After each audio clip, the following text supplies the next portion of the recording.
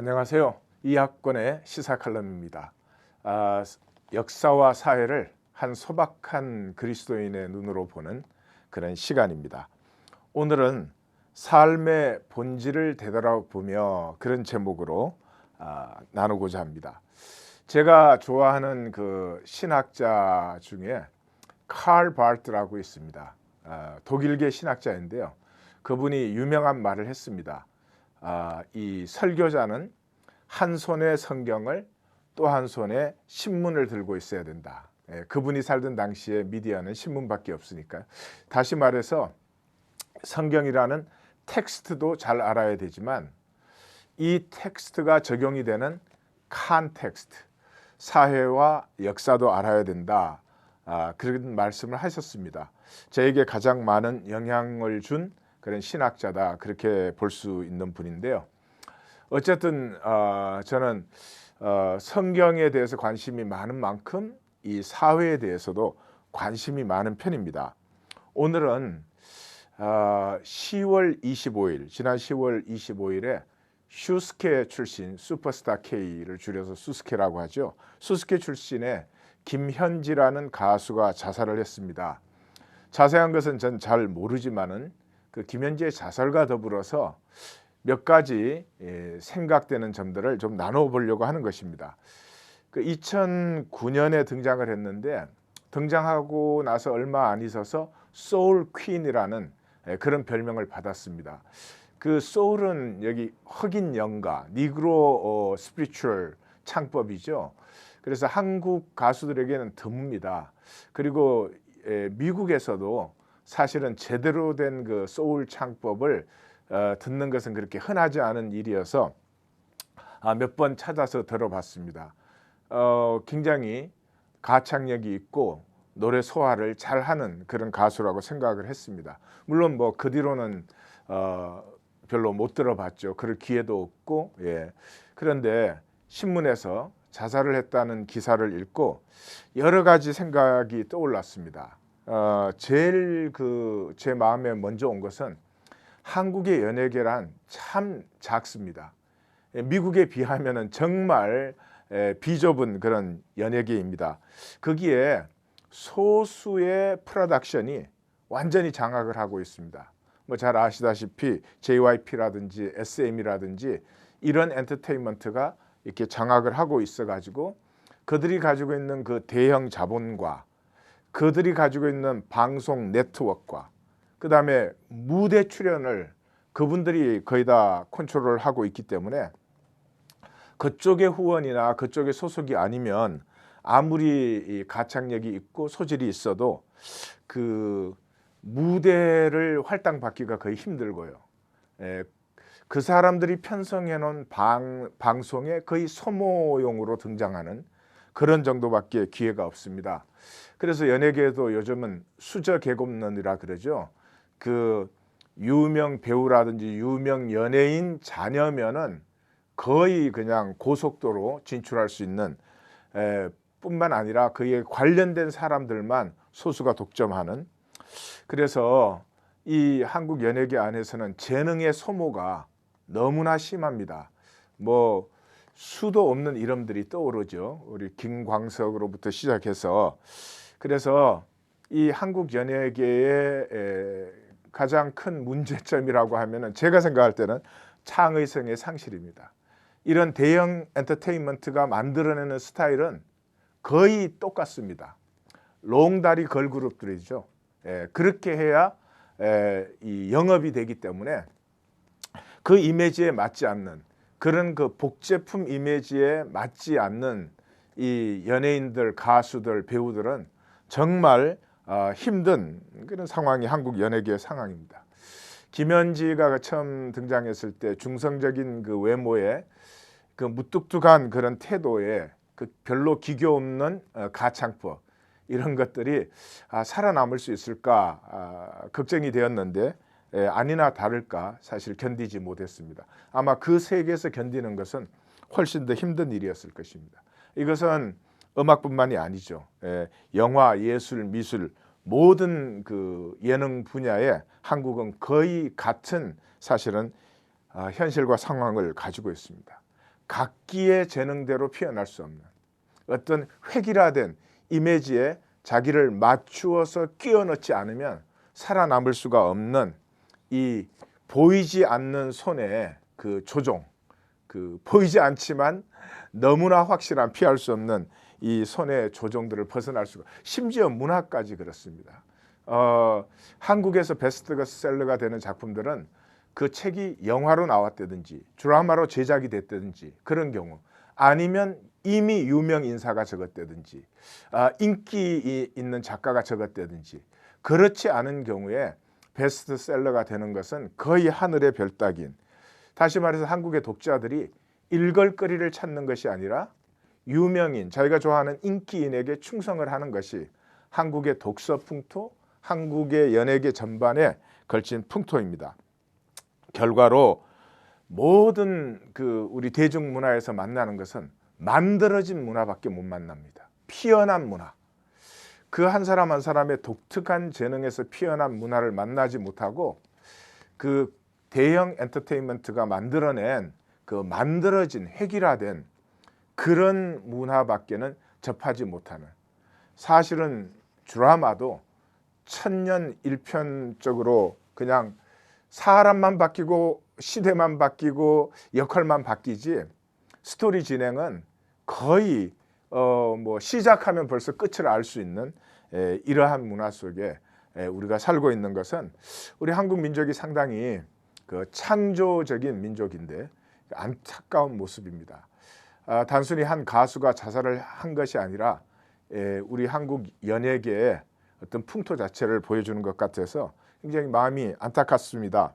프랑크 파블로프라고 하는 그 프랑스 작가가 거의 20세기 말에 갈색 아침이라고 하는 그런 책을 출판했죠.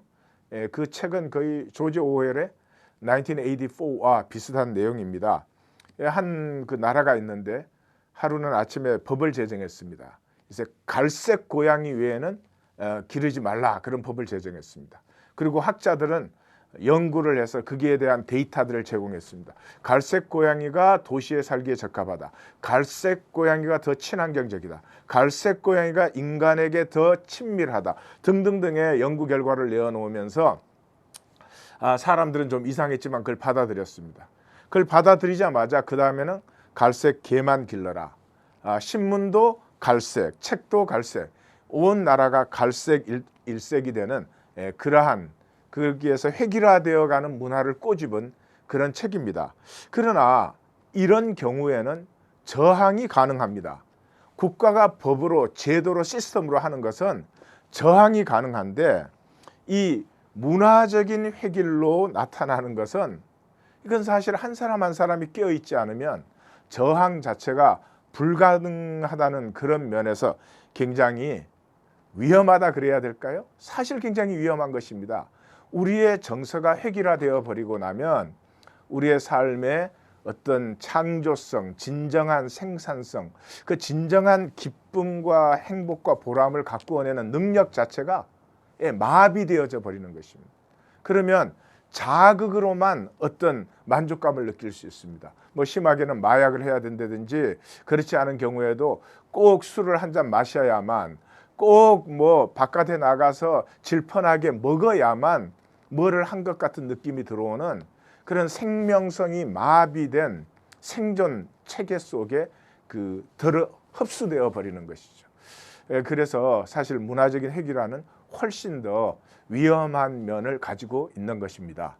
네, 제가 김현지라는 한 가수의 그 생명이 이뤄진 것도 안타까운 일이겠지만, 또 우리 한국의 연예계가 이렇게 획일화되어 버린 그 보이지 않는 큰 손에 의해서 컨트롤돼야 되는, 그래서 새싹이 자라날 수 있어야 되고 재능들이 아직 원숙하지 못해도 피어날 수 있는 토양을 주어야 됨에도 불구하고 그런 것이 되지 않는 그런 것도 물론 아쉽습니다만은, 사실은 이 얘기를 나누는 것은 이런 획일화가 가장 심한 것이 교회라고 하는 것입니다.